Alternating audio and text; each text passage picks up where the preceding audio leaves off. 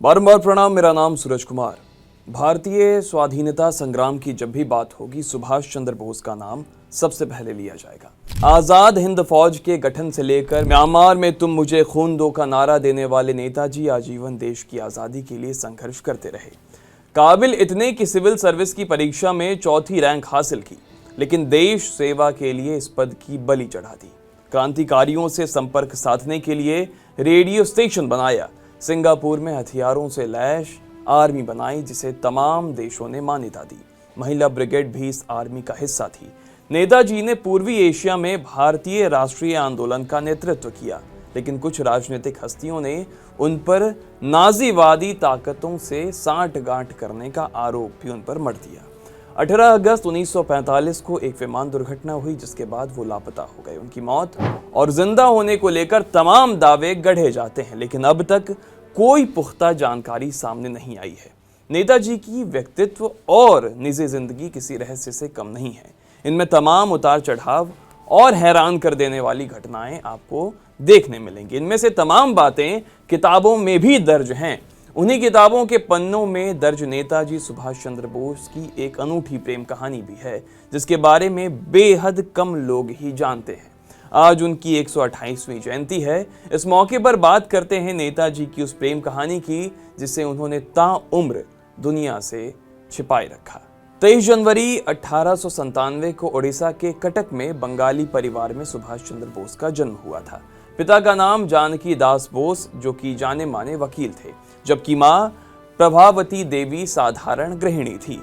14 भाई बहनों में सुभाष बाबू 9वें नंबर के संतान थे। सुभाष बाबू पढ़ने लिखने में मेधावी थे। इंडियन सिविल सर्विस की परीक्षा में उन्होंने चौथा रैंक प्राप्त किया था, लेकिन मुल्क की आजादी के लिए उन्होंने नौकरी नहीं की। ये सविनय अवज्ञा आंदोलन के दौरान की बात है। फरवरी 1932 में जेल में बंद नेताजी की तबीयत बिगड़ने लगी थी। तब अंग्रेजों ने इलाज के लिए उनको यूरोप भेजने की परमिशन दी, लेकिन खर्च उनके परिवार को ही उठाना था। नेताजी को इलाज के लिए ऑस्ट्रिया की राजधानी वियना भेजा गया। साल 1934 में ऑस्ट्रिया में मौजूद नेताजी ने यह फैसला किया कि वो यूरोप में भारतीय छात्रों को देश की आजादी के संघर्ष के लिए एकजुट करेंगे। वहीं पर एक यूरोपीय प्रकाशक ने नेताजी को एक किताब लिखने का जिम्मा दिया। द इंडियन स्ट्रगल नाम की किताब लिखने के लिए उनको एक सहयोगी की जरूरत थी, आवश्यकता थी, जिसे अंग्रेजी भाषा के साथ साथ टाइपिंग भी आता हो।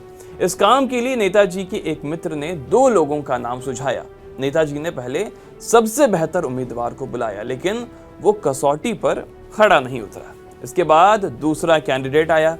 ये 23 साल की एक ऑस्ट्रियाई युवती थी, जिसका नाम एमिली शैंकल था।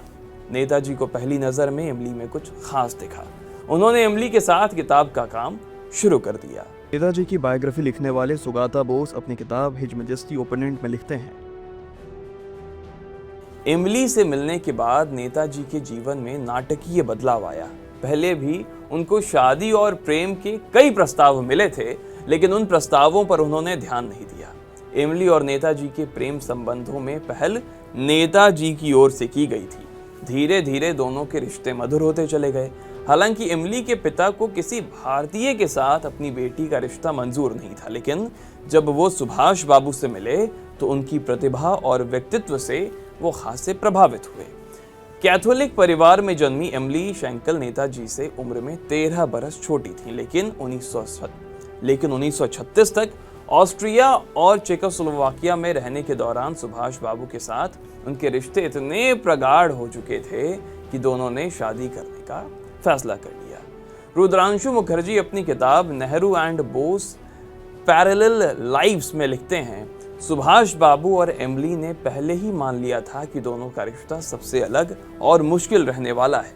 दोनों ने एक दूसरे को लिखे पत्रों में जो संबोधन दिए हैं, उनसे भी इस बात का खुलासा होता है। एमिली अपने खतों में नेताजी को मिस्टर बोस लिखती रहीं, जबकि नेताजी उन्हें मिस शैंकल या पर्ल शैंकल के नाम से संबोधित करते थे। दरअसल आजादी की लड़ाई के दौरान नेताजी को पहचान छिपाकर रहना पड़ता था। फिर सैनिक संघर्ष के लिए उनको कई यूरोपीय देशों से मदद मांगने के लिए भागदौड़ भी करनी थी। इसलिए नेताजी ने अपने प्यार भरे रिश्ते को लेकर सावधानी बरती होगी।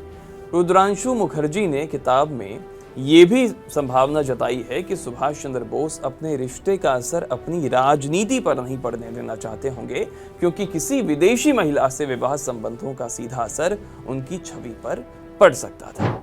शायद इसलिए दोनों ने शादी के बाद भी अपने रिश्ते को गोपनीय रखना ही उचित समझा। बीबीसी को दिए एक इंटरव्यू में कृष्णा बोस बताती हैं, नेताजी और एमिली की शादी 26 दिसंबर 1937 को ऑस्ट्रिया के बाद गास्तीन में हुई। ये एमिली का 27वां जन्मदिन था। इस शादी की गोपनीयता का अंदाजा इसी बात से लगाया जा सकता है कि बादगास्तान में नेताजी से मिलने उनके भतीजे अमिये बोस पहुंचे थे, पर एमिली उनको नेताजी की सहायक भर लगी। 29 नवंबर 1942 को नेताजी और एमिली की एक बेटी भी हुई, जिसका नाम अनीता रखा गया। दिसंबर 1942 में नेताजी अपनी बेटी को देखने के लिए वियना गए थे। इसके बाद भाई शरद चंद्र बोस को बंगला में लिखे एक खत में पत्नी एमिली और बेटी के बारे में जानकारी भी दी थी। इसके बाद नेताजी और आज़ादी के मिशन पर निकल गए और कभी दोबारा बेटी और पत्नी के पास नहीं लौटे। उनकी यादों के सहारे एमिली 1996 तक जीवित रहीं। उन्होंने एक छोटे से तार घर में काम किया और अपनी बेटी अनीता बोस का पालन पोषण कर जर्मनी का मशहूर अर्थशास्त्री उसे बनाया।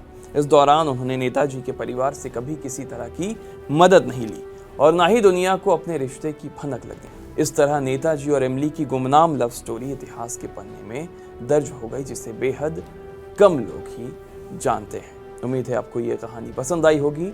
बाकी देश दुनिया की खबरों के लिए बने रहें TV9 भारतवर्ष के साथ।